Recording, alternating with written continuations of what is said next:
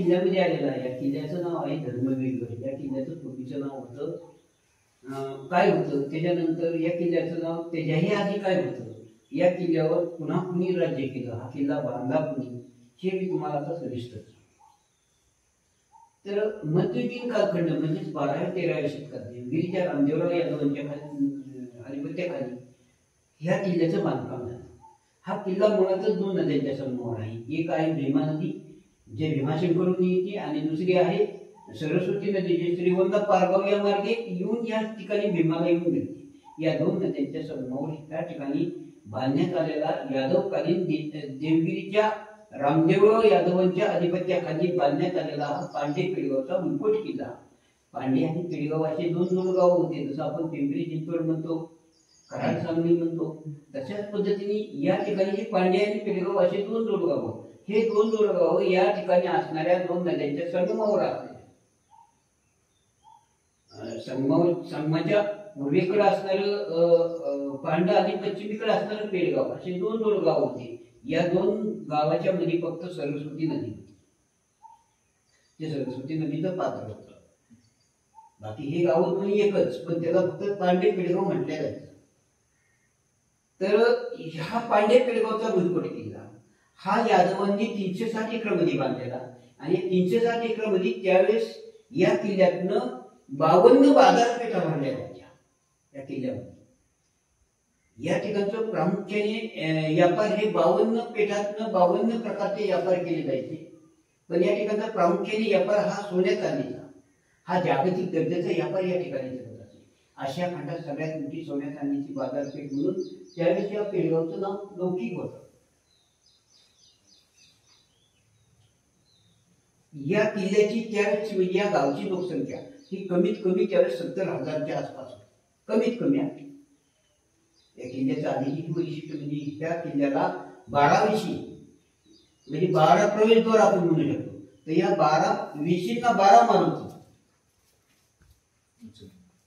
आणि या किल्ला आणि या पांडे पेडगाव परिसरात त्यावेळेस 12 महादेवाचे मंदिर. आपण बसलेले हे लक्ष्मीनारायण मंदिर जे शिल्पकलेचा एक उत्कृष्ट नमुना. आता आपण काय म्हणतो की इंग्रज आले आणि इंग्रजांनी आपल्याला टाचणी बनवायचं शिकवलं, पण हे मंदिर पाहिल्याच्या नंतर आपल्याला असं कळतं की आपले पूर्वज किती हुशार होते.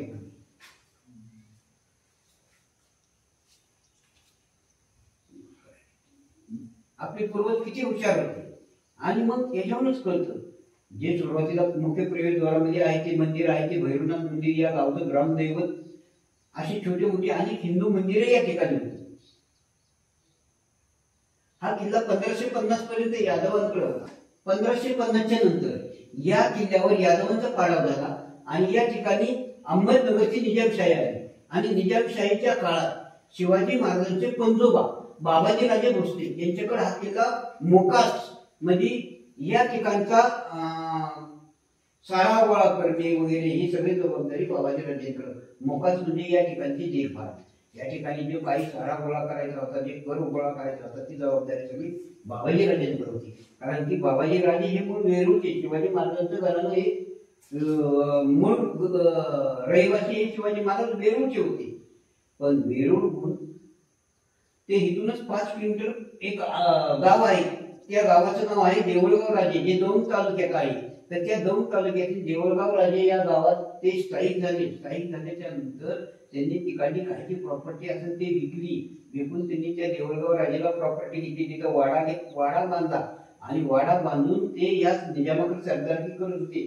सरदारकी करत असताना एक युद्ध झालं. त्या युद्धात त्यांचे पुत्र मालोजी राजे आणि विठोबा राजे यांनी एका युद्धात पराक्रम गाजविल्याच्या नंतर निजामाने या किल्ल्याची जबाबदारी सगळी बाबाजी राजेंकडे, बाबाजी राजेंच्या नंतर मालोजी राजेंकडे आली.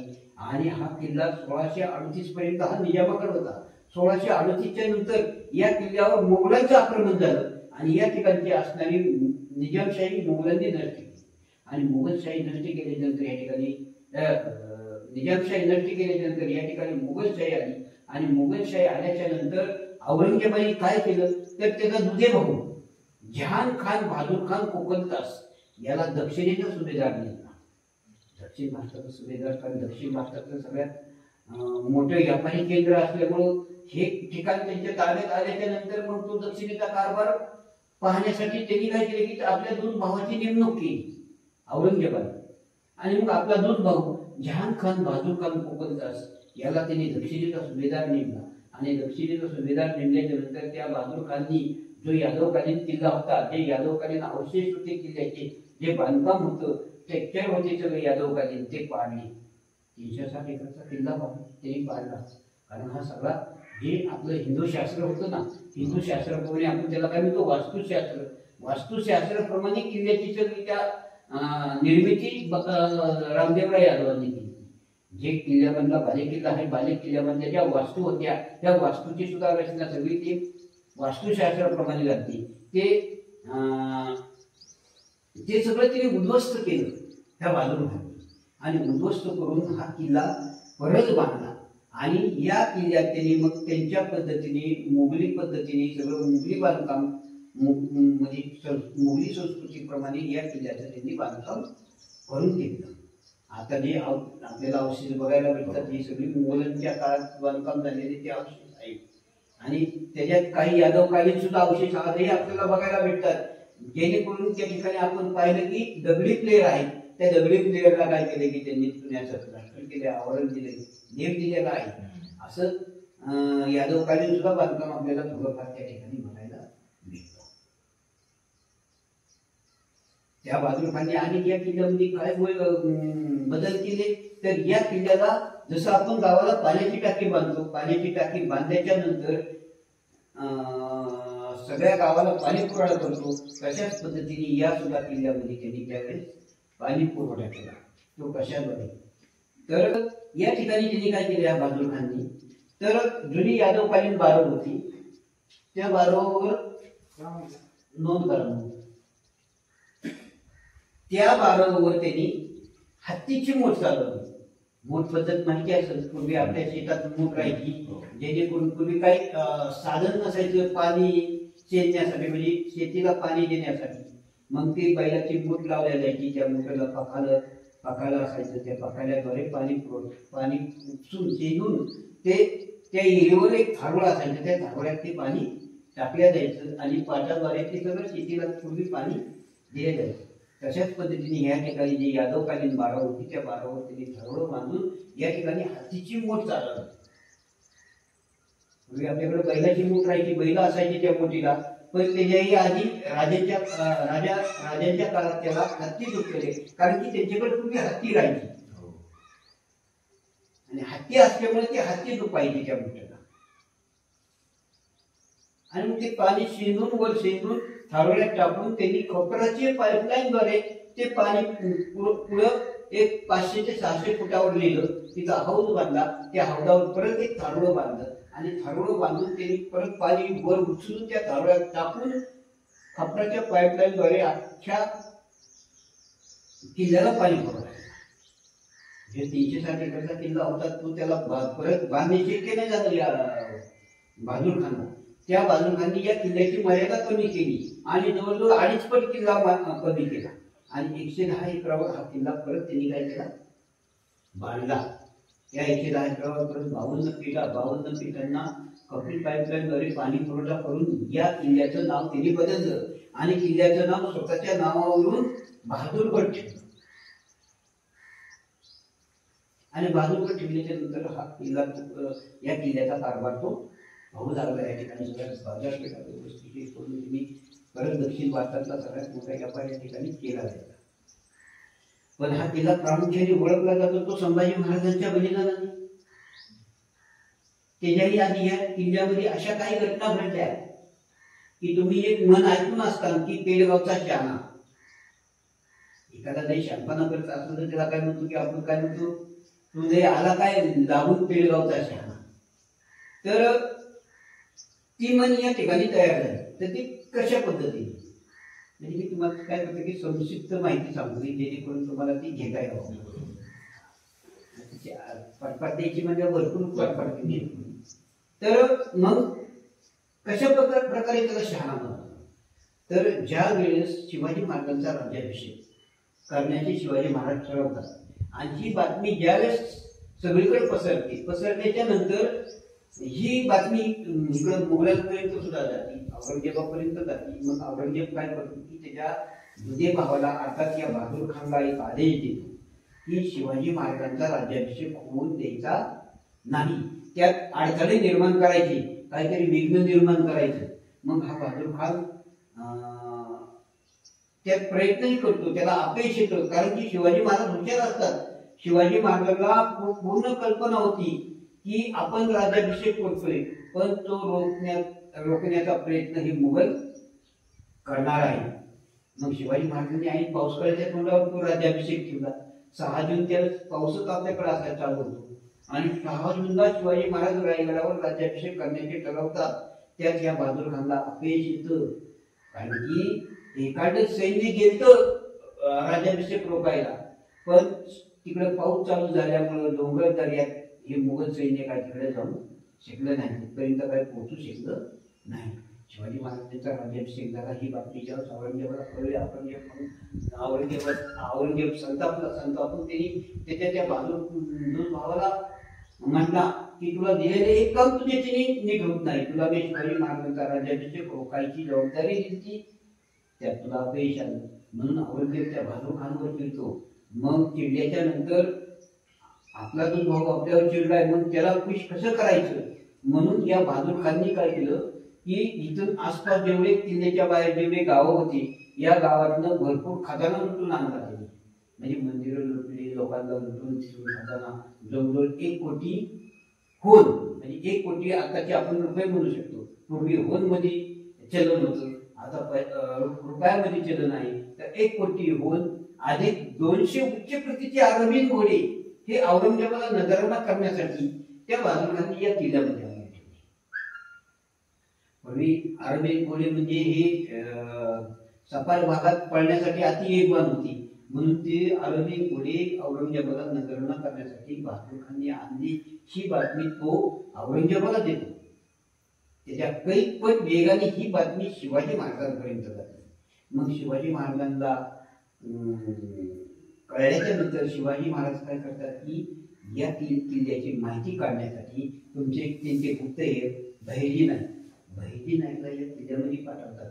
आणि किल्ल्यामध्ये पाठवल्याच्या नंतर बहिर्जी नाईक येड्याचं तोंड घेऊन येतात, या किल्ल्याची खडाखडा माहिती काढतात आणि स्वराज्यात देतात. स्वराज्यात दिल्याच्या नंतर मग शिवाजी महाराज त्यांच्या काही निवडक सरदारांची बैठक घेऊन हा किल्ला लुटण्याची योजना आखली. मग ही जबाबदारी त्यांनी त्या काळचे स्वराज्याचे दुसरे सरसेनापती हंबीरराव मोहित्यांवर देतात. कारण की हंबीरराव मोहिते हे नुकतेच सेनापती झालेले असतात आणि मग त्यांच्यावर पहिलीच जबाबदारी पेशगावचा किल्ला लुटण्याची देतात. मग हंबीरराव मोहिते 9,000चं सैन्य घेऊन या किल्ल्याकडे येतात. किल्ल्याकडे आल्याच्या नंतर किल्ल्याच्या जवळजवळ आल्याच्या नंतर तुमचं कुरकुम आहे, या कुरकुम भागात आल्याच्या नंतर तिथं ते थांबतात.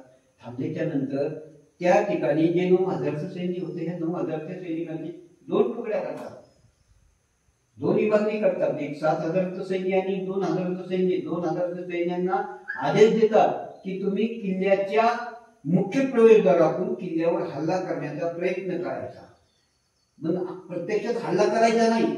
ज्यावेळेस मुघल सैन्य तुमच्याबरोबर लढाईसाठी म्हणजे लढाई करण्यासाठी येईल, त्यावेळेस लढाई चालू होईल असं वाटतंय, तर लगेच माघारी रिटर्न पळायचं तुम्ही. आणि हे मुघल सैन्य तुमच्या मागं निश्चितच पळणार आहे. त्यांना वाटेल की आपण हे आपल्याला पाहिल्याच्या नंतर हे मराठी भिवून पळायला लागलेत, आपल्याला एवढं पाहून मराठी भिवून पळायला लागले, हे निश्चितच तुमच्या भागात येतात.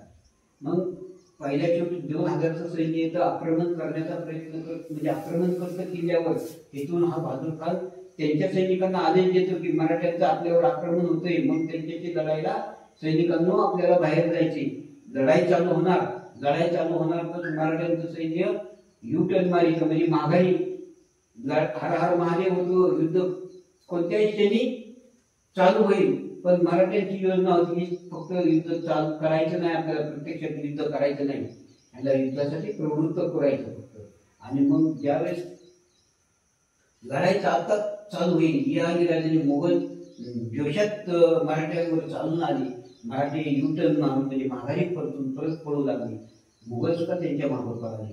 जवळजवळ 10-15 किलोमीटर, 10-15 मैल, पूर्वी मैलांमध्ये अंतर राहायचं, तर 10-15 मैल गेल्याच्या नंतर मुघलांना वाटला नाही मराठी आपल्याला भेदी आणि घेऊन हे काय परत येणार नाही. मुघल या किल्ल्यामध्ये कुठं नाही येत, प्रवेशद्वारात आतमध्ये प्रवेश कुठं नाही करीत, तर मराठी परत हा महादेव करीत त्याच्याबरोबर युद्ध करण्यासाठी परत फिरतात आणि या किल्ल्यावर हल्ला करण्याचा प्रयत्न करतात. हे मुघल परत त्यांच्याशी युद्ध करायला जातात आणि युद्ध चालू होणार तर मराठी परत काय करतात, माघारी पळतात.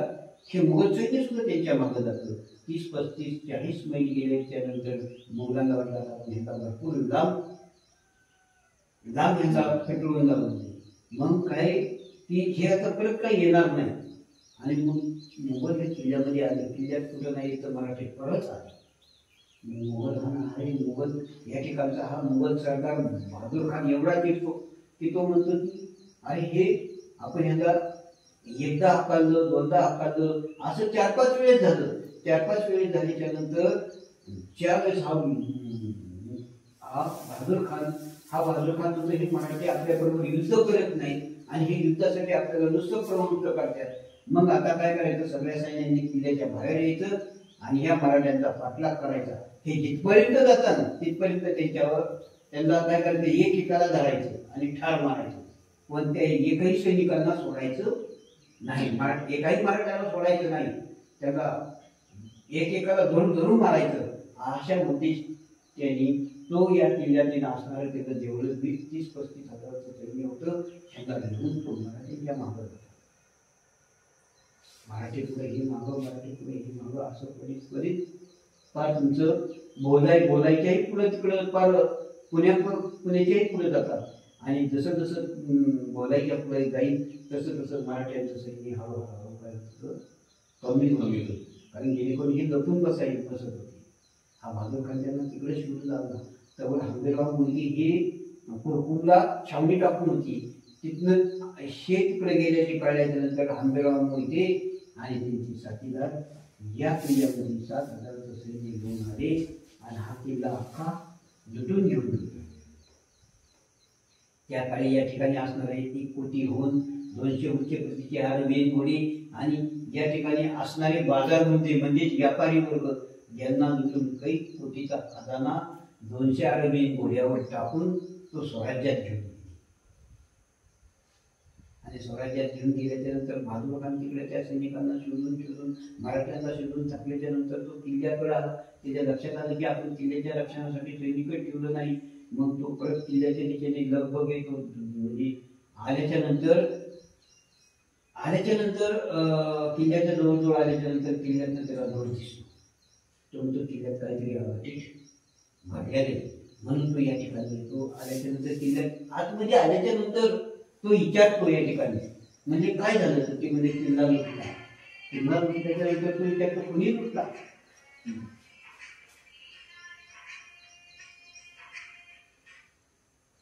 किल्ला लुटला तर मग हे लोक म्हणजे इथले लोक सांगतात, व्यापारी सांगतात, महिला वर्ग सांगतात, म्हातारे कोतारे सांगतात की हा किल्ला येऊन मराठ्यांनी लुटला. म्हणजे बकवास कर रहे क्या, हम तो अभी ही मराठी के पीछे गए थे. म्हणजे आम्ही कुणाच्या मागं पळत होतो, मराठ्यांच्याच मागं पळत होतो ना. म्हणजे भांग पिऊन पेलाय का काय, म्हणजे आम्ही मराठ्यांना पिटून लावलं मराठी आलेच कसं काय. तर तिथले लोक म्हणजे मराठी ने आपको उल्लू बनाया, आप उसी मराठी के पीछे भाग गए और इधर से दूसरे मराठी आ गए और उन्होंने किला लूट के चले गए. सब यहाँ का लूट मार करके वो चले गए. मग या बहादूर खानच्या लक्षात आलं की आपल्याला हिंदी शहाणा बनवलं. तेव्हापासून ती मन तयार झाली की पेरेगावचा शहाणा. आता मी तुम्हाला सविस्तर सांगते की तुम्हाला परत ते तयार करता येईल. त्याची अशी एकदम आवडधोबड म्हणजे सरसकट माहिती दिल्याच्या नंतर तुम्हाला ते कळणार नाही, सविस्तर माहिती. आणि मग हा किल्ला लुटला. किल्ल्याच्या नंतर मग तिथून पुढे ती मन तयार झाली की पेरेगावचा शहाणा. आता पेडगावच्या शहाण्यात नुसतं किती एकच ओळीचं अक्षर आहे ना पेडगावचा शहाणा, तर त्याचं संदर्भ किती लांब होता. तिथं उदाहरण द्यायचं म्हणजे तर किती मोठे उदाहरण. अशा प्रकारे ही पेडगावची शहाणी मन तयार झाली.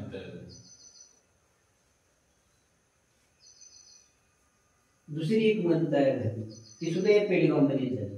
ते म्हणजे येड घेऊन पेडगावला किंवा येड बांधून पेडगावला. एखाद्याला म्हणतो ना आपण की येड्याचं सोंग घेऊन पेडगावला गेलता का किंवा येड पांघरून पेडगावला गेलता का असं ज्यावेळेस म्हणतो. पण त्याच्या मागे सुद्धा काहीतरी संदर्भ आहे. त्याच्यात असं आहे की ज्यावेळेस मगाशी मी सांगितल्याप्रमाणे संभाजीराजे या किल्ल्यावर दुसरे वेळेस म्हणजे ते 2 वेळेस आले. तर ज्यावेळेस पहिले वेळेस या ठिकाणी आले तर त्यावेळेस ते माऊलीच्या सन्मानावर दिलेले खानादेवी मिळाले. का मिळाले तर शिवाजी महाराजांना दक्षिणेच्या दिग्विजयासाठी जायचं होतं आणि मुघल स्वराज्यावर आक्रमण करतात या इराद्याने मोगलांना नाचवण्यासाठी संभाजीराजे हे माऊलीच्या सन्मानावर दिलेले खानादेवी मिळतात. मिळाल्याच्या नंतर ते या किल्ल्यामध्ये येतात. किल्ल्यामध्ये आल्याच्या नंतर जवळजवळ 3 महिने राहतात. या दरम्यान संभाजीराजे हे शिवभक्त होते. शिवभक्त असल्यामुळं ते या ठिकाणी प्रत्येक मंदिरात जायचे आणि पूजा करायचे. त्या दरम्यान त्यांना या ठिकाणी एक मुघलांकडे सरदार असलेला त्याचं नाव होतं पांढरे सरदार. पांढरे सरदाराची आईची आणि संभाजीराजांची मुलाखत झाली.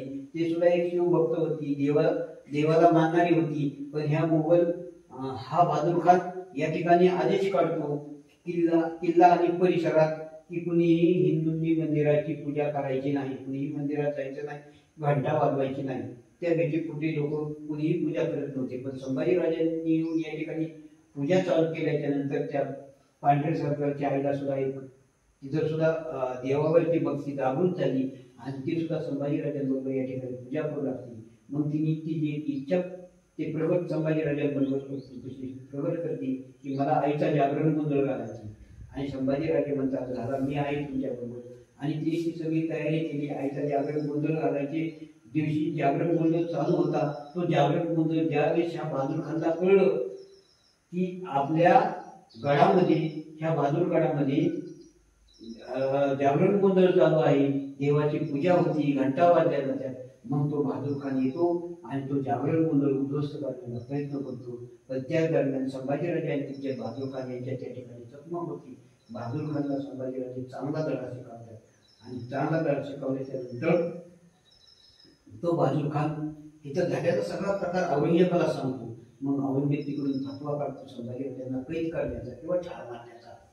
पण ही बातमी ज्यावेळेस तो औरंगजेब देतो ना शिवाजी महाराजांच्या गुप्त एक शिवाजी महाराज 3 महिन्यात माघारी आलेले असतात स्वराज्यात दक्षिण दिग्विजय करून. आणि आल्याच्यानंतर शिवाजी महाराजांना बातमी कळती की संभाजीराजांना औरंगजेबाचा फतवा आलाय कैद करण्याचा किंवा ठार मारण्याचा. मग शिवाजीराजे गुप्त हेरांकडून संभाजीराजांना सांगतात की तुम्ही आहे या स्थितीत स्वराज्यात निघून या. या दरम्यान हा ठिकाणी दिलेर खानाबरोबर आलेले असतात ना संभाजीराजे. मग दिलेर खान एक मोहीम आखतो ती म्हणजे भोपाळगडची. आणि त्या भोपाळगडच्या मोहीमेवर जाता जाता संभाजीराजे त्या ठिकाणाहून पलायन होऊन ते कुठे जातात पन्हाळगडाकडे जातात. आणि पन्हाळगडाकडे गेल्याच्या नंतर संभाजीराजांबरोबर जे काही लोक आलेले होतात ना संभाजीराजे ठराविक लोक घेऊनच पलायन झाले ना. त्याच्याबरोबर अनेक काही लोक आले जी लोक या किल्ल्यामध्येच राहिले. त्यांना कैद केलं. कैद केल्यानंतर त्यांना सोडवण्यासाठी शिवाजी महाराजांचे मावळे किंवा सैन्य येड्याचं सोन घेऊन या किल्ल्यामध्ये आले.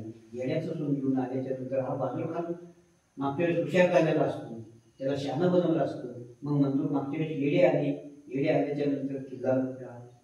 आता सुद्धा येडे आले तर किल्ला लुटण्याची योजना आहे. म्हणून त्या येड्यांना पकडायचो आणि पकडून या ठिकाणी जी चालणारी हत्तीची मोठ आहे तर त्या हत्तीची जे मोठ आहे त्या मोठाला जुळलेले हत्ती आहे त्या हत्तीच्या पायाखाली त्या सैनिकांना देतो. त्यातनंही काही तिथून शिवाजी महाराजांच्या सैनिकात जाऊन म्हणू लागतात की येड घेऊन पेडगावला जाऊ नका किंवा येड्याचं पांघरून घेऊन पेडगावला जाऊ नका. अशी ती दुसरी म्हण तयार आहे. मगाशी तुम्ही म्हटल्याप्रमाणे की हा किल्ला प्रामुख्याने ओळखला जातो तो संभाजी महाराजांच्या बलिदानाने. ज्यावेळेस आपलेच काही लोक पितूर होतात. पितूर झाल्यानंतर राजेश संगमेश्वरी सरदेशांच्या वाड्यात पकडले जातात. पकडल्याच्या नंतर त्यांना पकडणारा औरंगजेबाचा सरदार मुकरब खान हा संभाजी राजांना घेऊन 32 शिराळा, सातारा, सातारा, पलटण, बारामती, कुरकुम जाऊन या मार्गावरून तिथूनच किल्ल्यापासून 2 किलोमीटर असणारा एक सरस्वती नदीवर माळ आहे, जो परिसर आहे. त्या परिसराचं नाव आहे खंडोबाचा माळ. तर त्या खंडोबाच्या माळावर संभाजी राजांना आणण्यात येतं. त्यावेळेस औरंगजेब हा अकलूजच्या किल्ल्यात होता. अकलूजच्या किल्ल्यावरून तिची छावणी त्या खंडोबाच्या माळावर येते आणि त्या खंडोबाच्या माळावर आल्याच्या नंतर त्या सैनिकांना पिण्याच्या पाण्याची व्यवस्था म्हणून सरस्वती नदीवर या गावाची 3री हत्तीची बोट त्या ठिकाणी बांधण्यात आली. त्या हत्तीच्या बोटीद्वारे पाणी पुरवठा करून सैनिकांना त्यास पाणी पिण्याची व्यवस्था केली. संभाजी राजांना त्या ठिकाणी आणल्याच्या नंतर तिथं त्यांना या किल्ल्यात आणायचं तर कशा पद्धतीने आणायचं, तर त्यांची आत्मानीच अशी झिंड काढायची. मग ती झिंड कशा प्रकारे काढायची, तर त्यांना त्या ठिकाणी तख्तपुडा केलं गेलं. तख्तपुडा म्हणजे काय, की एक फळी असती, लाकडी फळी, त्यांचं मुंडका आणि हात काटेरी साखर चंदनाने जखडून विदूषकाचे कपडे घातले. म्हणजे सगळा त्यांचा पेहराव हा विदूषकाचा जो पेहराव विदूषकाला असतो तसंच पेहराव त्यांनी संभाजी राजांना घालून विदूषकासारखा आणि एका मलपुड्या उंटावर बसून संभाजी राजांची गुरफाट बसवण्याच्या उंटावर आणि तिथनं त्यांची कुप्रसिद्ध झिंड काढली. आणि ती झिंड एवढी म्हणजे खूप प्रसिद्ध होती की कुणी यायचं संभाजी राजांच्या अंगावर ठोकायचं, कुणी शेण मारायचं, कुणी दगड मारायचं, कुणी दगड मारायचं, कुणी शेण मारायचं, कुणी तलवारीने रेषा मारायचं, कुणी थुंकायचं, कुणी काय जसं कुणी चपलाच्या हार घालायचं, कुणी चपलात येऊन त्याच्यात मारून जायचं.